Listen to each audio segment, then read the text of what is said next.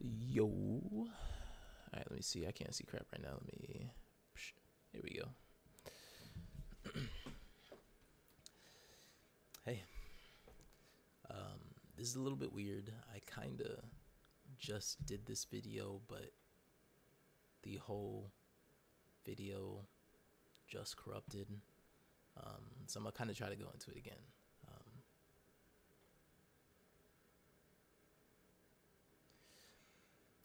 It's been a while.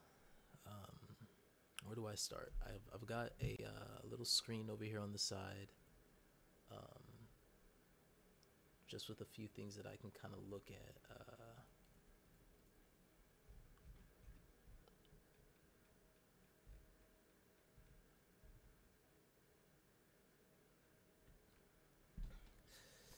Hey.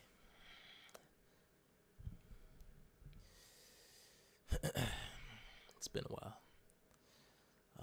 To those of you who don't know me, my name is Ty. You can call me Ty Sean, Ty, Blue, Bluey, Fusion. All the names work. For me, Ty is probably the highest up there. Where have I been? The biggest answer to that would be these little guys right here. And to any younger guys out there, and even girls, this message is gonna mainly be catered towards the younger guys, because that's what I am, and I can kind of share the experiences that I've dealt with. We're now 22 years old, so we're an adult, a little bit older now, but I'm definitely still dealing with things that I've been introduced to since I was a kid. And I wanna start this off by saying I'm not looking for any sort of sympathy. I'm moving from a point of acceptance, and I'm no longer like at that point where I like feel shame, or I'm like scared to kind of like speak about this. I was about to say come out. Yeah, boy's not coming out. We're not in the closet. Don't worry.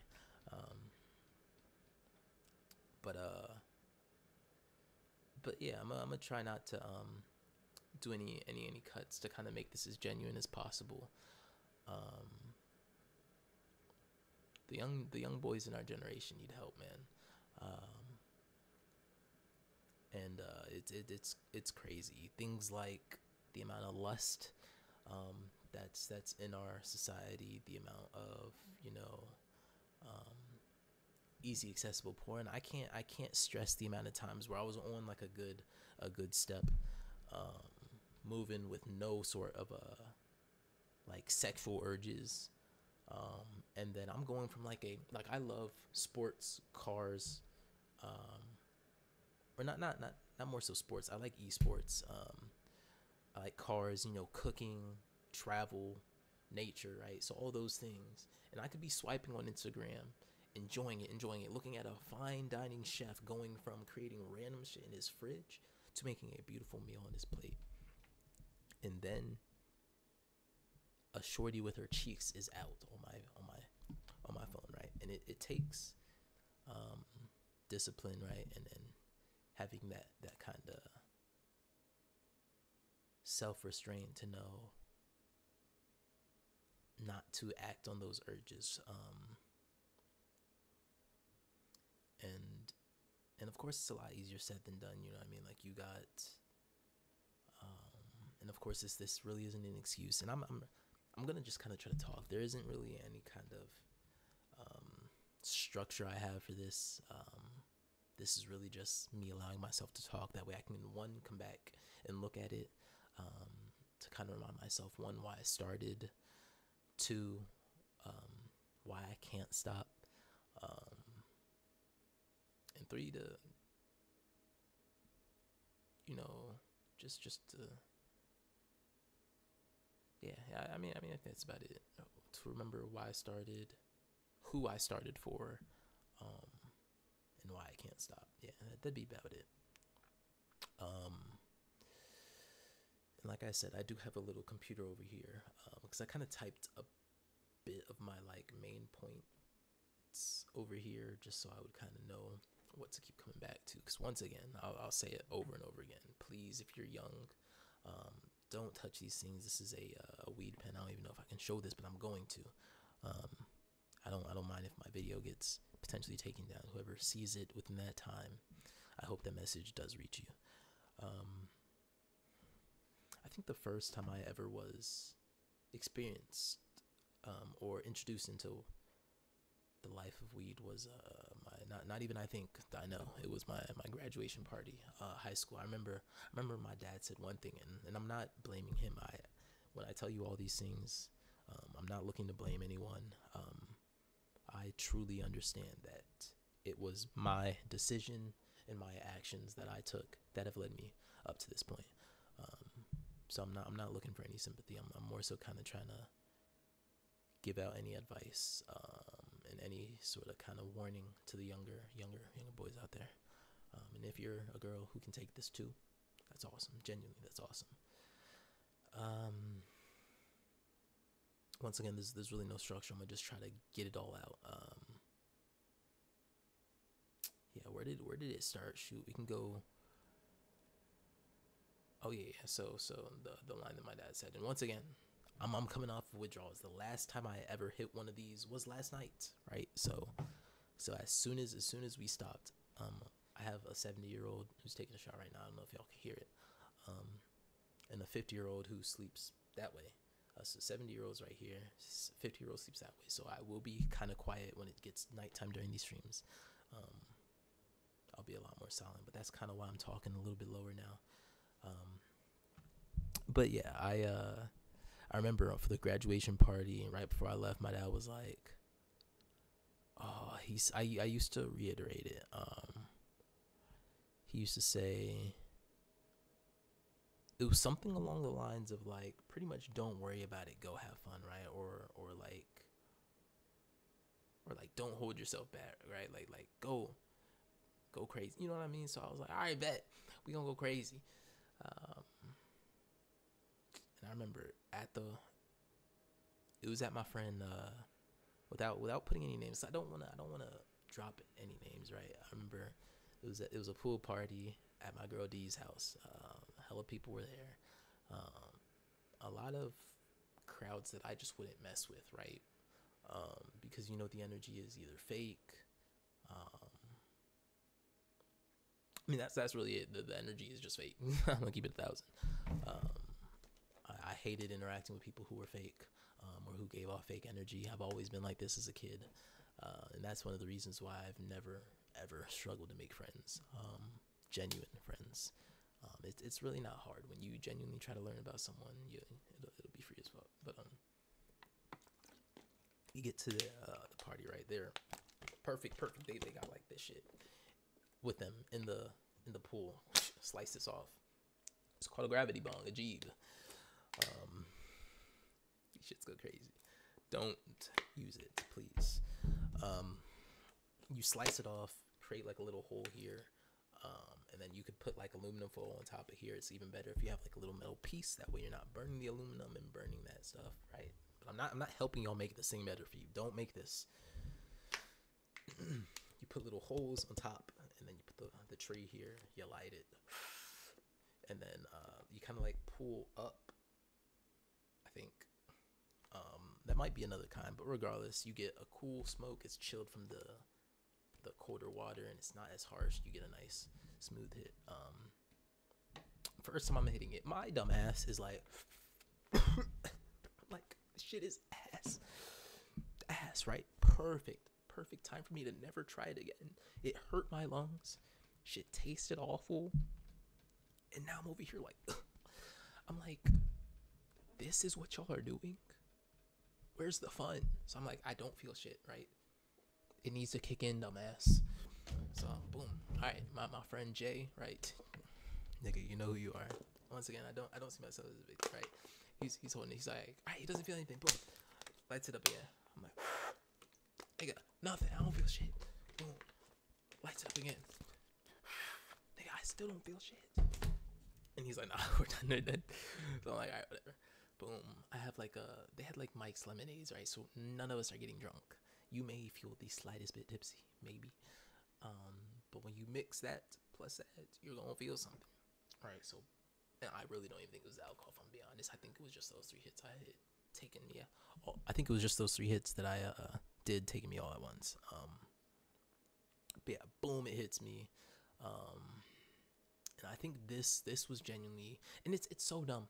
It's so dumb. I think this was probably one of the. I'd say it was probably a big start to a part of me being an overthinker. I remember I was chilling in the hot tub. Right, this is about to be so dumb. I find it crazy I let this shit affect me to this day.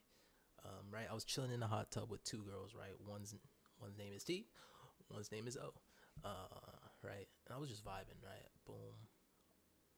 I just chill with them. I'm like, yo, what we doing over here? Boom. I hop in there mainly because I'm freezing from the pool. Right, so boom, chilling, boom.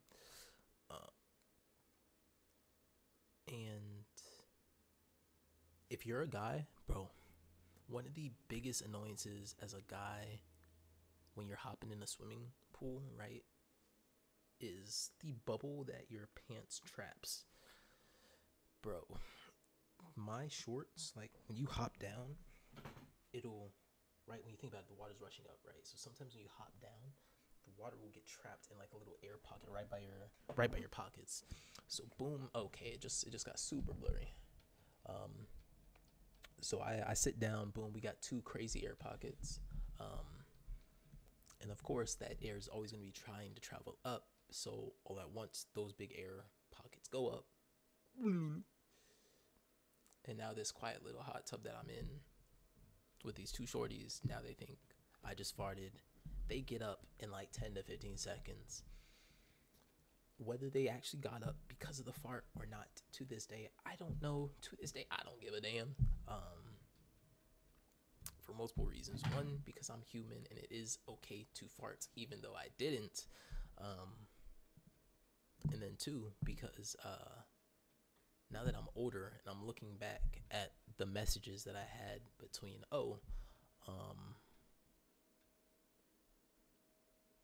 shawty was going on me, and I find it funny because I used to post this little Instagram reel that was like it was a fate episode where I forgot what the dude's name was, but Archer, pretty much the Emiya, right? Yeah.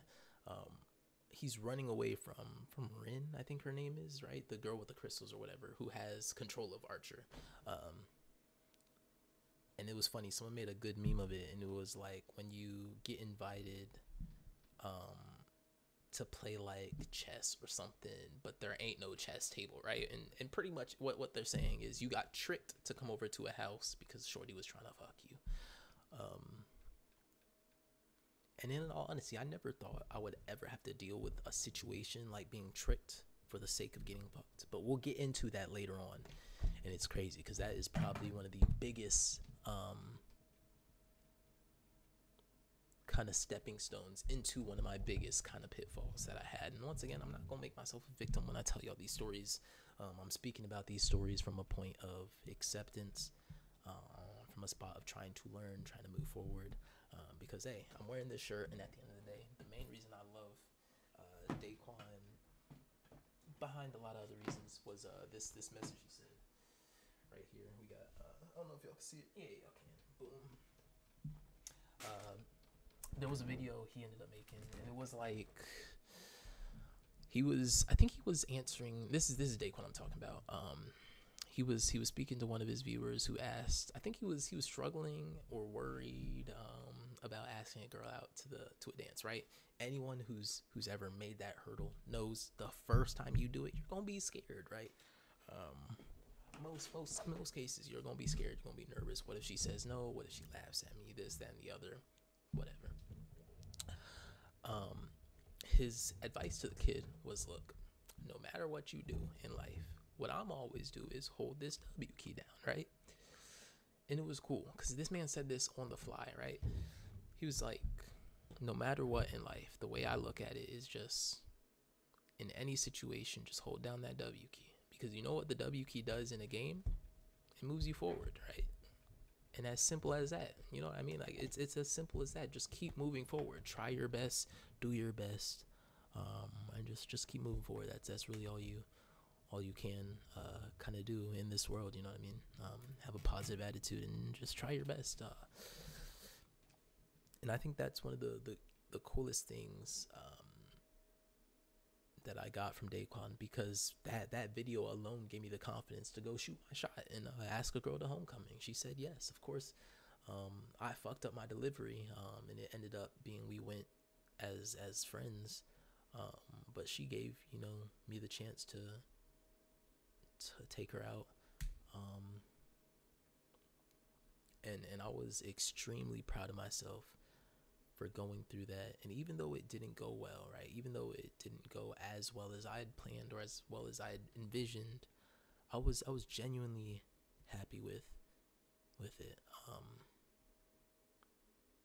Yeah, I could genuinely say I was happy with it. Now, where are we going with all this? Now, once again, your brain's gonna be fucked up from these. A lot of people who smoke say it doesn't affect your brain at all. I'll be the first to tell you it does. And of course, the amount you use it will have different kind of effects on your brain. But like, Brody, it affects you. If you're young and you're wondering, and you're scared about the potential detriments it'll have on your brain, it'll have detriments on your brain. Of course, they'll vary, but it'll have some. I can't stress to you how many times I'm having a conversation with someone and my train of thought evaporates, disintegrates within thin air.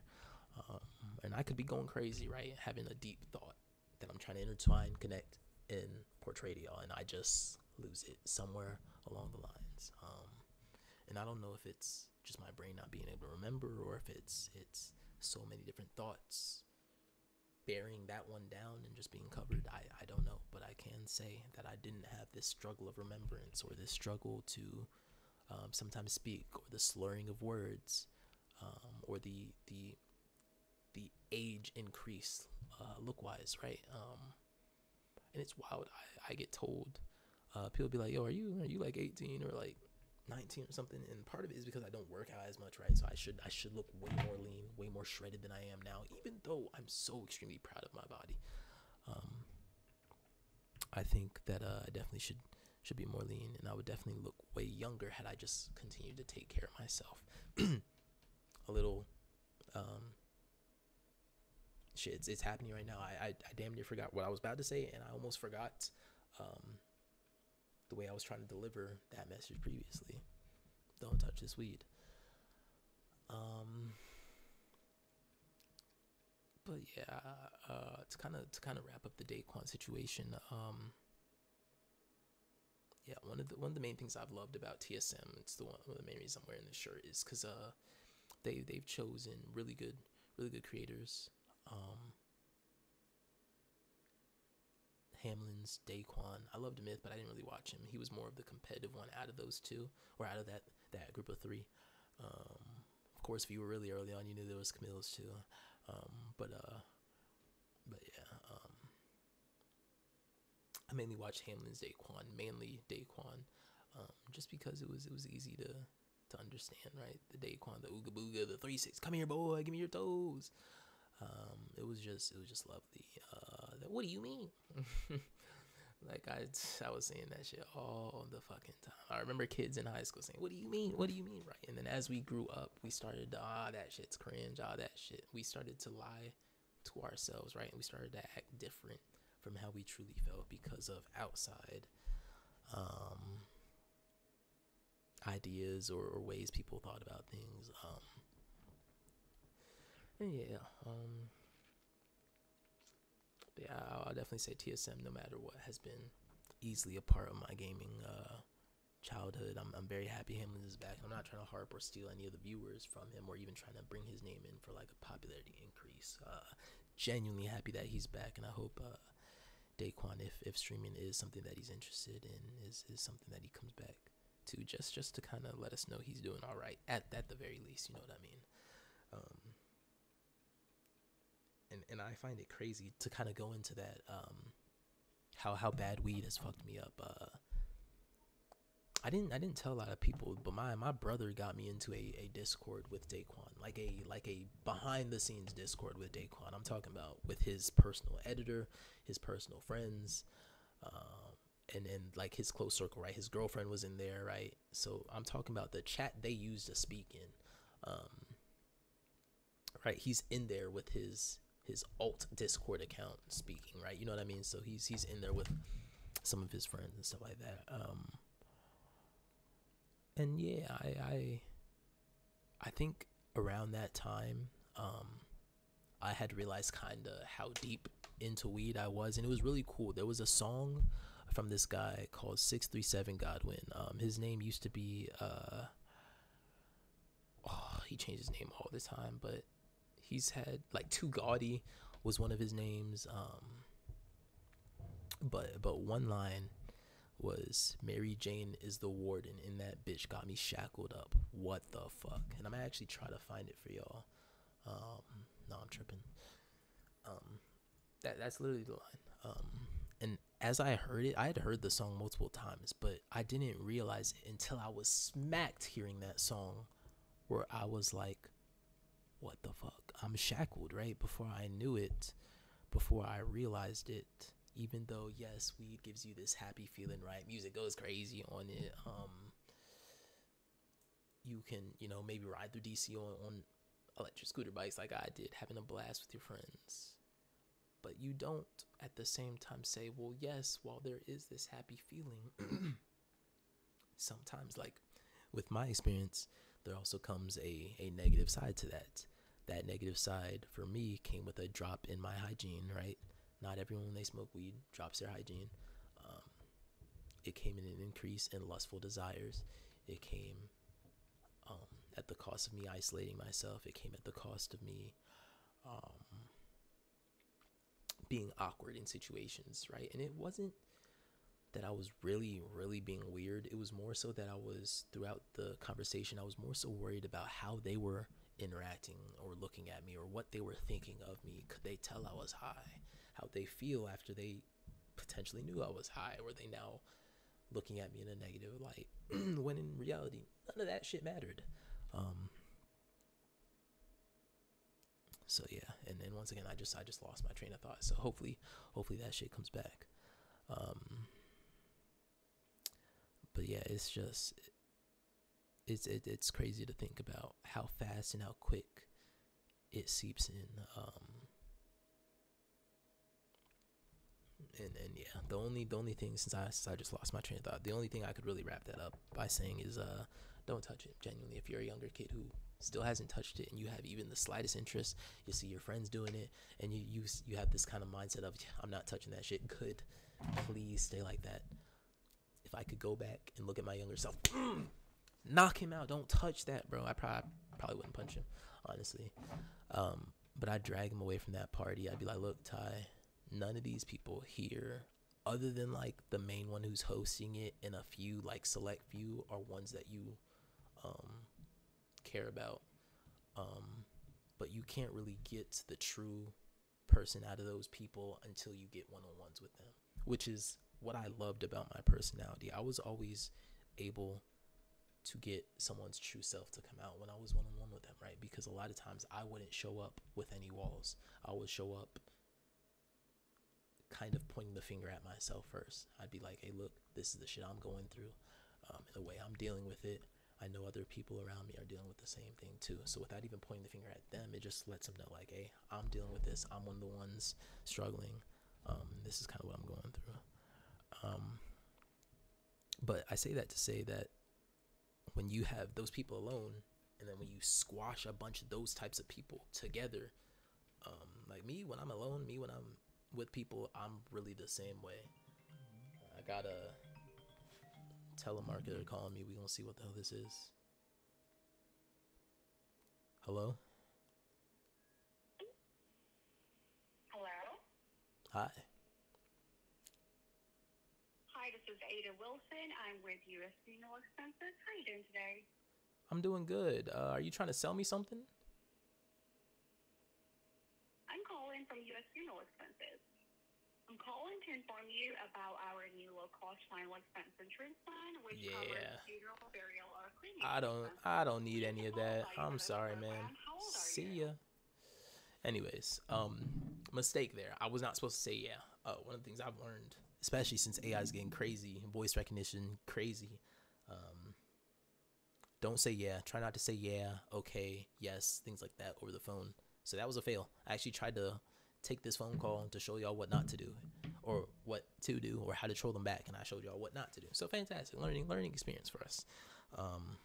What were we saying? Yeah, I don't do weed. Shit, lost my train of thought.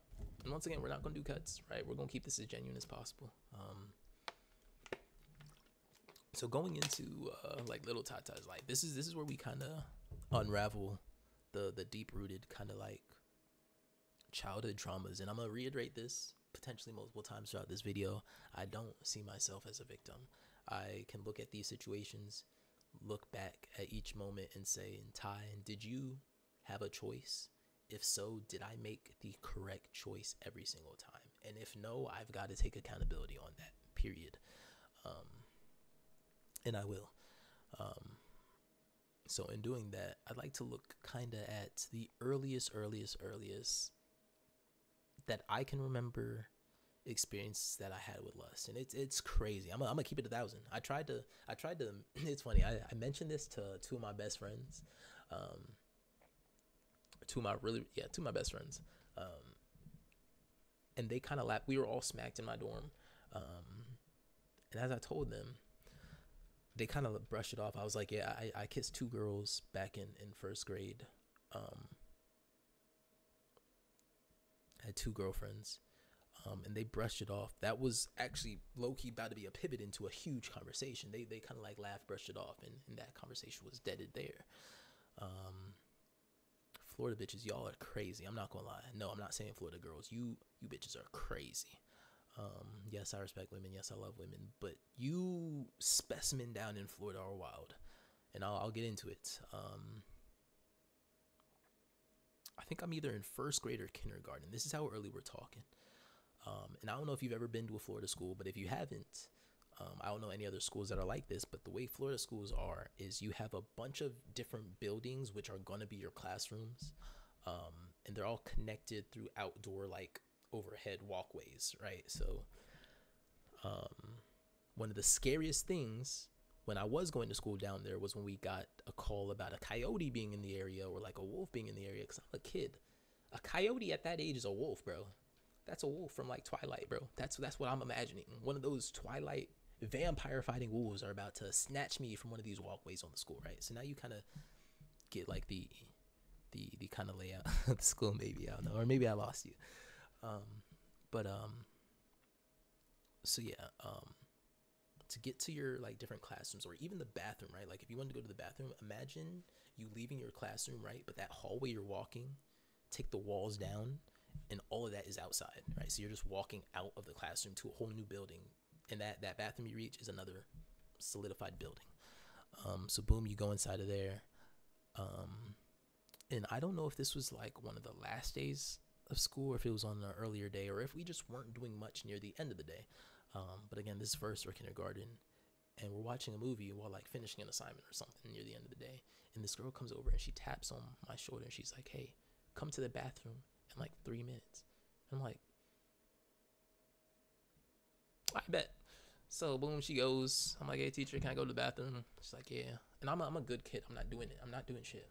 I might talk or laugh or whatever, but other than that, I'm not doing anything, because my tail would get whooped if I did, right? I was raised by some good parents, or black parents, and I'm gonna be honest with you, some real black parents. They're gonna beat your tail if you have any calls being sent to them, right? Don't cause problems, pretty much. Is a true black kid house. Don't cause problems. And what's the word? Oh yeah, so I go, boom, reach this bathroom. I open I don't know if when I get there, if there's another boy outside the door, or if when I open the door, he's already inside. But regardless, we're going to go with the latter. So I open the door, we go inside, and this girl, I could you not, says, "All right, drop your pants. Pull your pants down." The kid beside me immediately starts doing it. She's on like the toilet waiting, or like on her knees or whatever. I'm like, nah, this is wrong, and I just leave. I'm like, nah, I'm good. And I leave. At the age of like 5 or 6, I almost had a blowjob, or God knows what else. I don't know what was gonna happen. God knows what germs or nastiness she was carrying, he was carrying. I don't know, but from that early on, could have easily been God knows. And I don't know if she was like I think she was maybe like a held back student, or maybe she was just slightly older. I don't know, but yeah, that was wild. So I don't know if the kid went through with it. I don't know. Like I said, I left, and I don't remember them coming back within like a orderly time frame, if I'm being honest. I just kind of tried to forget about it. Whatever. Boom. Same school, I think same year, new situation. The movie theater was same kind of situation as the bathroom. You kind of leave, go out, and go into a different building to reach like a movie theater. Now imagine the auditoriums like in Virginia are kind of like up. Imagine like a true theater experience. In Florida, our auditorium was a fat room with a fat floor. Like I think they literally just had us in like a cafeteria or something, like a big cafeteria on the floor. Now that I think about it, because that floor was not comfortable. And they had a big screen up, right? And we have a crap ton of kids sat in sections. Like imagine a pep rally. So you're sat in that kind of format. Teachers are walking down the aisles, right? Making sure no one's getting rowdy, making sure kids, if you need to use the bathroom, whatever, if you need anything, cool. I'm sitting beside a girl, right? I had hella friends that were girls growing up.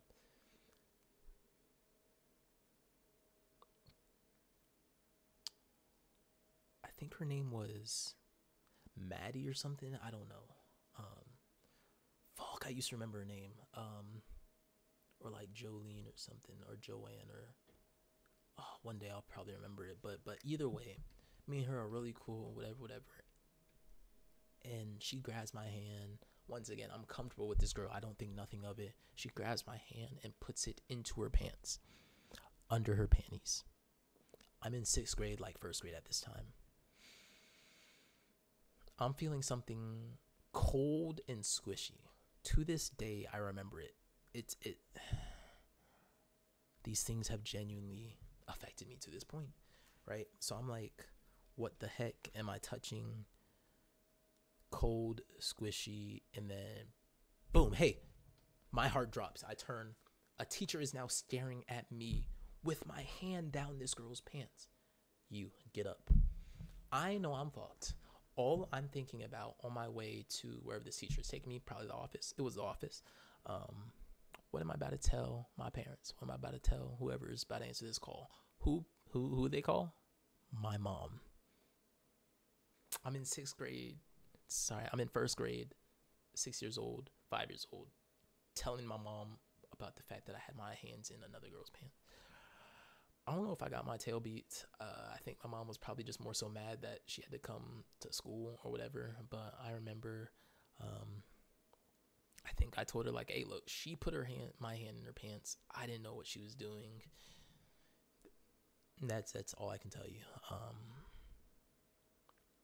So boom, those two situations. I moved slightly after, right? Because military, you got to move around. That same area, I had two girlfriends, right? One girl's name was Ariel, one girl's name was Caitlin. That was when I had my first kiss, right? And for me, I didn't have my first kid. I had my first and second kiss right back to back. We were all on a bus going either to I think it was a field trip. I was sat between the two girls. Kissed one, the other girl got jealous, so I went and kissed the other one, just so she didn't feel behind. And I've always, ever since I was young, wow, and I've never thought about it until I actually said it like that. I've always kind of tried to include everyone in everything, which is kind of a reason why I'm at the point I am now. Once again, I don't see myself as a victim. I'm kind of trying to locate these things, notice these things, and just kind of try to share to you. That way you don't fall down the same circumstances. You don't fall down the same path. You don't find yourself here. So yeah, I think that was about it. I ended up moving, right? Um, if this video gets big, and I would love to be able to reach out. The one girl's name was Caitlin. Bunnell Elementary School was the school. You had an older sister who ate hand sanitizer. So if that rings a bell, it'd be really cool to see what you look like now. The other girl you were competing with, her name was Ariel. My best friend at the time was a kid named Jeremiah. My boy, if you're out there, I hope you're alive. Yeah, he was tough too. Yeah, just wild things. So that's about all. First grade. Um, and other than that, I would say those situations, as well as the anime that I was introduced to as a young kid, right? And I've always been an anime fan since I was young, because there's been a funniness to them that they kind of just go after without caring. And I've always kind of respected that and loved it, because it makes you laugh, you know what I mean? And you laugh and then maybe think about how you feel after. But if it's funny, it's funny. And I say that for things like One Punch Man's like humor, or things like High School DxD's humor, right? I would not recommend High School DxD to a younger kid, because I know how that lust could trickle in and affect them. But one of my earliest shows, right? My earliest shows, and I used to watch all the shows that my brother was just watching on Netflix. And once again, I don't blame him. I'm not trying to make myself a victim here. We just had access to Netflix, right? And I'm not blaming my parents here either. We had access to Netflix. Should that access have been a little bit more controlled? Absolutely. Because my brother had us down there watching a show called Sekirei, right? This is a show where, let me put this into perspective for you. Imagine you're a guy, and you're just chilling, you're going to work, right? And let's say a girl comes in, right? She has a mark, I think, is how it works. And in order for this mark to either stop burning or like to seal or something like that, you gotta link up with a partner, right? So this girl needs to find a man, pretty much. So imagine all these girls are trying to find a man, right? And depending on how, I guess, strong, like let's say your testosterone, like let's say you have a lot of testosterone, depending on how much testosterone you have will amplify the powers that they have. So they're trying to find the best man so that they can get stronger powers. Mind you, all this is happening in a pretty cool developed world, right?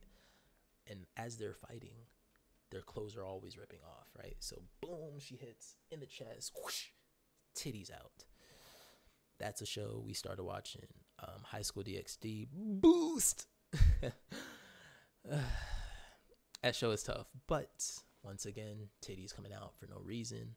And a part of me would genuinely like to see a High School DxD story made without the fan service, because part of me actually is still interested in how that story unfolds. I'm just not going to go watch a bunch of titties falling out and a bunch of fan service, because I'm not interested in it. So Sekirei was one of the earliest ones I watched. High School DxD was one of the earliest ones I watched. He got into High School of the Dead. Me personally, I wasn't really interested in that one. I just couldn't get into it. But that one had hella titties flying around. Food Wars, crazy fan service. That's more on a lesser scale, right? It just has like the shapes of things, not the actual like nipples or like indents of like camel toes or whatever. It's way more like tame. And even that, I wouldn't recommend that to a younger person, which sucks, because if you've watched Food Wars, you know genuinely how much information about cooking there is and how much art and true story there is behind that show. And there's so many people who fairly will never watch that show because of the amount of unneeded fan service. Now, are there absolutely times in the show where the fan service is, I won't say needed, but it makes it better? Absolutely. Like for me, when the dudes get their shirts blown off, I find it hilarious as fuck, especially when like the one who's always cooking in the little towel, the blonde with the blue eyes, he's like the grateful buster of Shokugeki, or of Food Wars. That man's his clothes are always coming off for no reason, and it's like why? And I find that funny, right? I wouldn't look at that or like I if that show if that scene came up and like let's say my sister's in the room with me, um, I wouldn't be like you're a whore for trying to watch this show. You're trying to look at like nasty things. Like I wouldn't do that. And then let's say I watch the episode, then you realize that there's way way more to this series than the fan service. The fan service is in there to keep those pervy old nasty guys in the show, to kind of stretch out and pull in extra numbers, because some guys are only watching for fan service. um but yeah, so Sekirei, High School DxD, High School of the Dead, um Queen's Blade was ridiculous. I remember that was the one we actually got in trouble on. And that was kind of when they started kind of like mandating things. Um, and like I always knew it was kind of like bad, but since I was watching it with my older brother, I was like, whatever. You know what I mean? Like you don't think about like the badness of it. Like I wasn't thinking of any what's the word, malicious. Like it wasn't like a malicious kind of bad. Now, sorry, I was checking outside seeing if they're still here. Because then I can talk louder. But what was it? I with the Queen's Blade one, I remember I think we were watching it like downstairs in the living room or something. And once again, these stories actually do have like these shows actually do have genuine stories, right? So it's not just titties out the whole entire time. Um, but like the show is just on, right? And my mom comes down, boom, and then scene where her badonkadonks are just flying out. And my mom's like, "Yo, what? Turn this off." You know what I mean? Fairly, you know, valid. And boom, I think we had like a little talk, and then I think from there we were stuck on like the kids mode for a little bit. But like at this point, my brother's like 9, 10, 11. I'm like 7. Um, so it's like,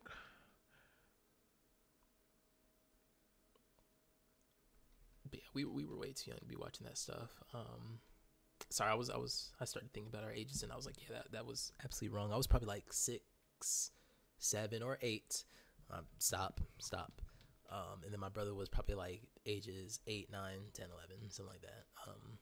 Yeah, it's crazy. I can't even say those two numbers without starting to.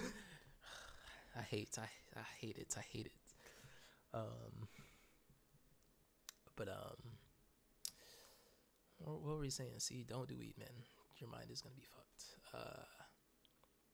Yeah, for the show. So boom. And I think from then on, that's kind of when I started to like secretly hide the effects of lust on me from then. Because I had a DS at this time, and I think the DS had like the little web browser. And the web browsers on the DS, in my opinion, I'm gonna keep it 1,000. They always sucked. Maybe that's because I didn't have like a payment plan. I don't know if you had to pay more for like the internet services on the DS.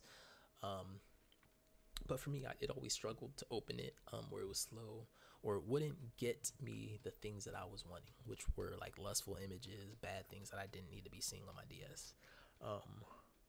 Probably more anime titties, right? Like girl with huge tits. Right, so I'm using my DS trying to find more of that stuff that I'm no longer allowed to see, right? They took it away. Now I'm trying to secretly find it. So I went on,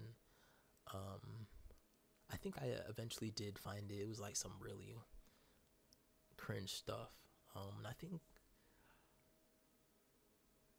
think the earliest probably was like 7 or 8, man. That's probably the earliest time I beat my meat for the first time, bro. I'm gonna just keep it 1,000. You got people in their 50s, 60s, 70s, 80s, in married relationships beating their meat, and I'm not gonna be one of those guys. If I want to fuck, we gonna fuck. I'm sorry. I'm so sorry. Yeah. Especially now that I've learned, right? Like well, hold on, we'll get into that. um, but yeah, so I would hide it. Um, I would be lusting on like a 2DS, a 3DS, on the earliest iPhone 4, right? Going on to Safari, locking myself in the bathroom, turning on the fan so it's a little bit louder so you don't hear, and just dealing with myself, right? And And a part of me, when I look back, even though that way of dealing with the problem wasn't the best, and it definitely has affected me up until now, I can absolutely say that I'm proud of myself for going and dealing with that, because I've always just been a problem solver. If I have a problem, I'll find a way to solve it, even if that solution isn't the best one out there. So to my younger self, good job. You had a problem, lustful urges, and you dealt with them in a way alone that you felt would allow you to keep going. And in a sense, it did. Um, but what I wasn't realizing, or I was realizing it, but I wasn't acknowledging and accepting it, was the fact that it truly was affecting me, whether it be my confidence, right? I would have girls hitting on me, but my mind would be so caught up in the things that I'm doing or the things that I feel I have shortcomings on, and I would be disqualifying myself for them. Friends would be like, yo, bro, she's literally hitting on you. Even my brother would sometimes be like, hey, yo, that shorty's staring at you.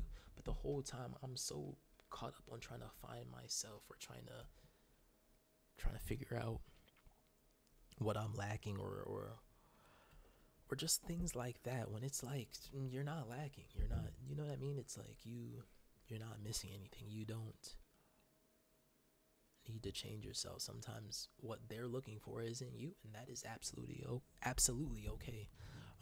Like, I think one of the most painful breakups I had was one with an Australian girl, Hannah, gorgeous girl, and one with, I don't even know what the hell she was. Oh fuck, what was her name? That's sad. I think her name was Peyton. I think it was Peyton. Both of these girls, I think one was a year younger than me, the other one was like 2 years younger than me. But this is when I'm like 16 or whatever, 17, so it's cool. The girl in the girl Peyton, I don't know what happened with us. I think at one point we just went from like,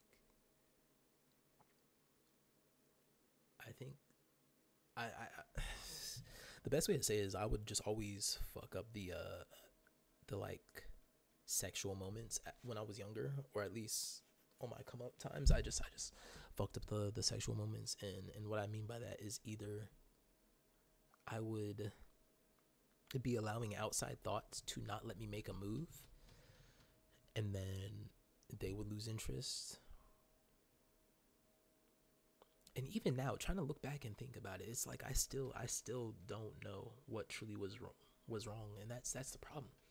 If someone's not going to give you that closure, if someone doesn't have the maturity to speak and let you know, like, hey, this is what I feel like I'm missing in this relationship, do you think you can give it? If not, I'm probably going to be looking elsewhere. Um, if someone doesn't even have the maturity or the ability to express that to you, then in no way, shape, or form should you spend any amount of time hurting or searching for a reason as to why you didn't amount to whatever they were looking for. It's not fair to yourself. It's not fair to your time. It's not fair to the people around you who have to see you go through it. That's kind of one of the biggest, one of the big reasons why I'm kind of pulling myself out, is because I've got a younger sister, right? And even if she no longer looks up to me, right? I've got to show her that no matter how far you fall, you can always pick yourself back up. And this is also for my older brother as well. People say anime is cringe, but I guarantee you most of the shows from anime that are coming out right now have such a heavier emotional impact, and they go deeper within the emotional impact. And what I mean is a beautiful scene from Dabi, one of the latest scenes in My Hero. And if you aren't caught up on the newest season of My Hero, I would recommend you skip this specific part. I'm gonna try to make it really quick. Dabi was a character who chased after his dad's approval pretty much the whole entire time. His dad wanted his son to be the best, or his dad wanted to be the best but couldn't, and always was overshadowed by All Might. Low-key, he didn't know that he was fighting against a power that superseded him and everyone else in that world. So sorry. Um, but because of this endeavor, not only brought his whole family down with him, but brought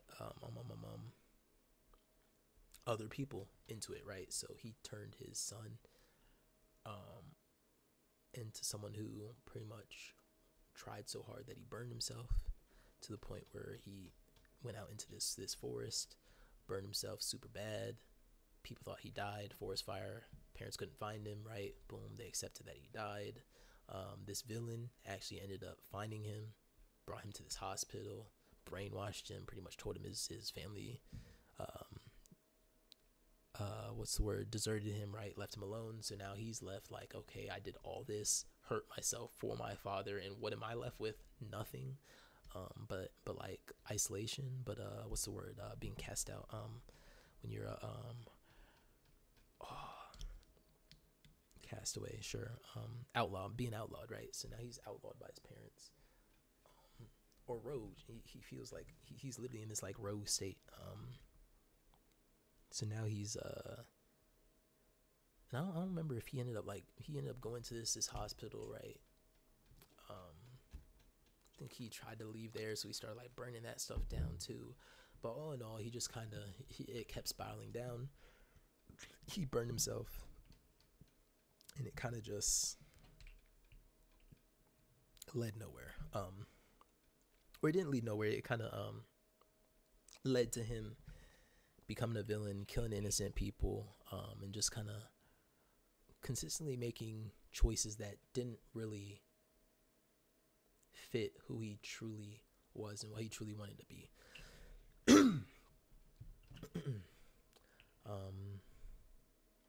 And one of the coolest, I brought that up because near the end of the show, Dobby realizes that his main goal, in all honesty, was just for his parents to look at him, for his family to see that, okay, you are great, you do have this crazy fire power, you can be awesome, right?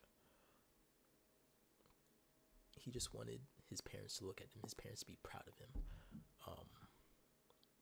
And in trying to reach that, he did anything, hurting himself along the way. He did anything to get that, right? Whether it meant hurting himself, hurting others, bringing people down, no matter what, he was like, I'm going to reach that parental acceptance.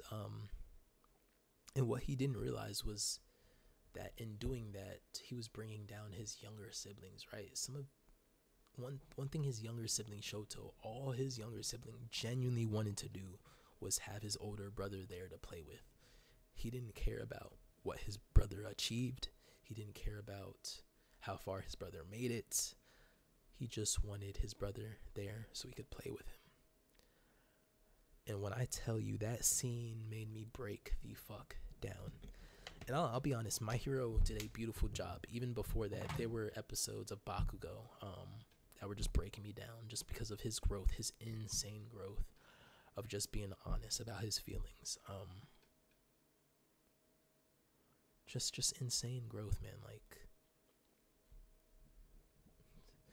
it was ridiculous. And y'all are gonna see me lose train of thought so many times throughout this. I'm gonna just keep reiterating it. Don't pick this shit up. It's crazy.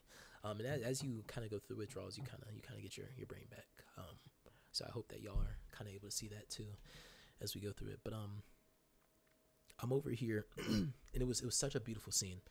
Sorry, I got it back. Dobby starts to hyperventilate.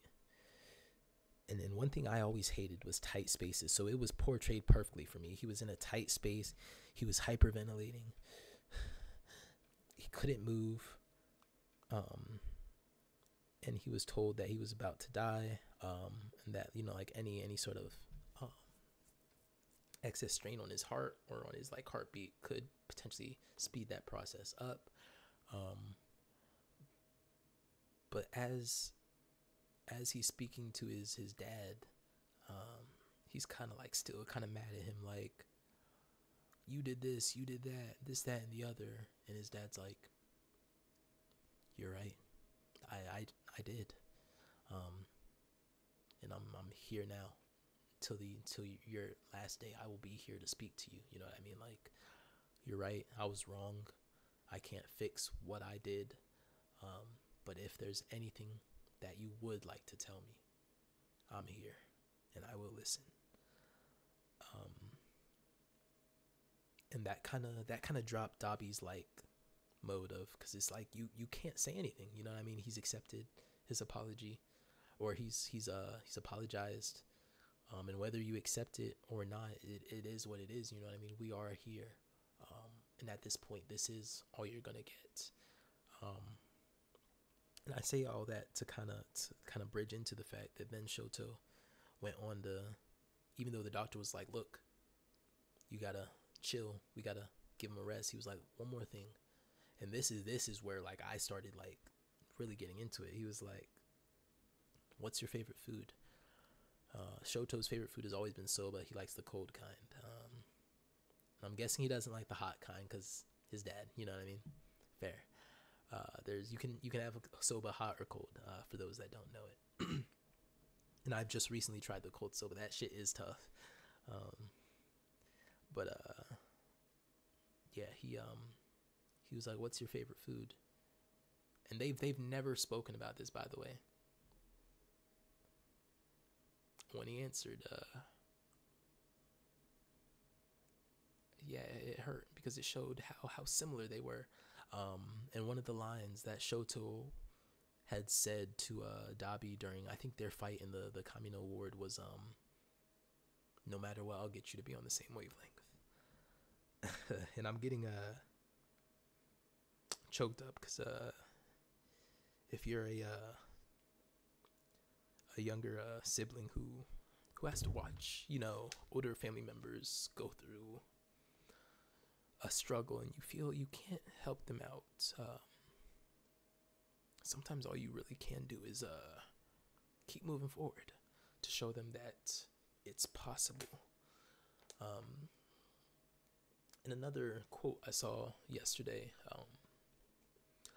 was it was, I don't think it was a quote. It was more so these two people talking on a podcast. It was this dude speaking to a girl, or maybe it was vice versa. But one of them said, he was like, think about how hard you're struggling, or how hard it is when you decide to change yourself.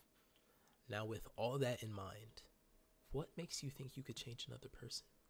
You know what I mean? What makes you really think you could change another person's mind when it's so hard for you to go through and change yourself and actually go through those steps truthfully, without any like, I'm gonna take a break here, I'm gonna take a cheat day here, truly changing yourself?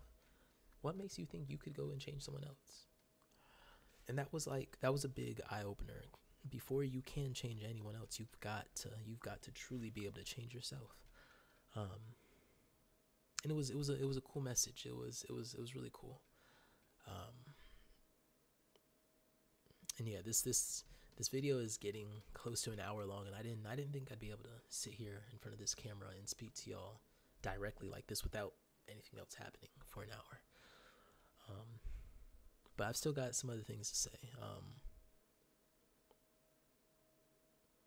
Yeah, there's a lot. I kind of lost my train of thought of what we were kind of speaking about, so I'm gonna just hop straight into the next topic. I want to say from the bottom of my heart, there's a lot of people who've stuck around. I've had conversations with, and who've kind of checked up on me.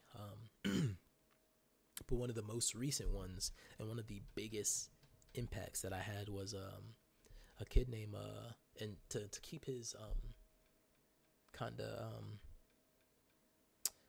personal life out of my streaming world, right? 'Cause that wouldn't be fair to just put his name up here and have y'all kind of go after him. Would be a kid by the name of R. We'll call him R. I met him at my my recent job. Kid was Asian, black as well. And the moment I saw or heard that his name was very similar to mine, I was like, oh bless. Me and you were about to be best friends. Or not necessarily best friends, but I was like, I'm about to try to connect with this kid. Boss brought him over. Was like, hey Ty, this is R, this is Ty. And I was like, oh, what the heck? We got the similar names. And he was like, yeah. And boom. So that was first impression. And I was And I'm gonna be honest, I felt bad during our first impression. I'm not gonna lie, I didn't tell you this, right? But shit. Uh, but yeah, I was like, fuck,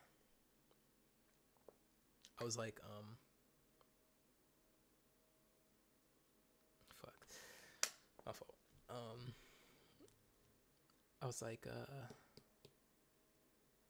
oh, I was dealing with the withdrawals of weed, right? So I was dealing with the withdrawals that you feel more, right? So you're visually able to see someone's going through them, right? The sweating, the kind of like look that they're going through something. Maybe the um, more. I was more easily aggravated at times, and just multiple things like that. But regardless, each time I came in, I'd be like, "Yo, what's good, Brody?" And I tried to make sure to like give bro like a fist bump. I was like, no matter what, I was like, I'm gonna try to keep shit between me and this kid real. I was like, a lot of the other coworkers have already been plagued by the drama and the just unneeded extra shit that comes into a job place. Drama is so tiring and childish. I'm gonna keep it 1,000. If you can make drama without truly getting people's feelings hurt or talking about people behind their back and like just saying just bad stuff, then cool. But if you can't, then you really shouldn't be doing it. And one thing I've always hated was drama. It's one of the main reasons I left my job at Craftworks, where I used to sing. It's because I was around a bunch of people who were always under the influence of either alcohol, right? Because we were a tap room, so they would come in with, they would smoke outside, come in, and they'd be on nicotine, right? Some people bring their pens in, be hitting it inside, right? Or some people are just doing hard shots, right? So I'm like, Ty, there's so many times you'd look back at some of these situations in good faith, right? Seeing what I could do to change or maybe do better. But a lot of times there were also moments when I would look back and berate myself and negatively look at myself when I would sometimes be the only sober person in that situation, right? I'm talking about sometimes managers, bro. I'm talking about my manager. Um, I loved this lady named Beth at my old job, right? She was a wonderful. Oh shit! I don't know if my computer just. Okay, I don't know if y'all saw a black screen. My computer was about to try to go to sleep, but yeah, she's a wonderful mother. And her relationship just didn't go well. I don't know if she truly didn't do anything wrong, and her man was truly the only one wrong, but relationship didn't go well. Split, divorced, right? And she's like a 40-year-old woman who would be letting me know that she's having like different dates like each week, bro. Like she's talking to a new dude or having dudes who used to mess with her trying to message her. And I'm like, as you tell me these things, it like my disgust would grow, but at the same time my pity and genuine like sadness for her would grow, because instead of working on herself, she would kind of just hold up, scratch that. I'm kind of going down a spot I didn't want to.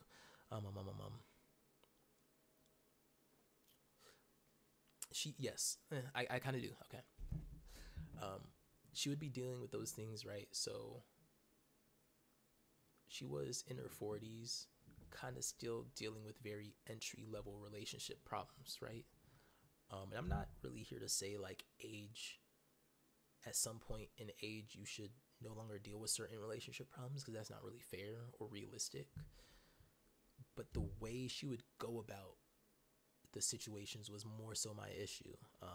She'd be texting multiple dudes while expecting a husband to show up. You know what I mean? Like, no man would come up to you real quick, be able to notice you're doing these types of things, and then even start to show you that kind of type of life that you'd be interested in or introduced into. So I just find it crazy. For any girls who are listening to this, if you are thinking of doing the hookup culture,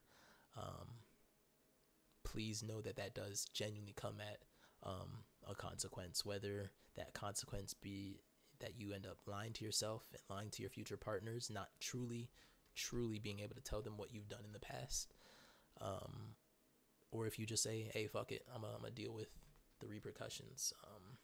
You know what I mean? I can clearly say that with this R kid, he definitely saved me. To kind of put it into like a more concise form, me and this kid sat after a day of work, right? We store closes probably at around like 10:20ish, I'll say. We probably got out around 10:15 that day.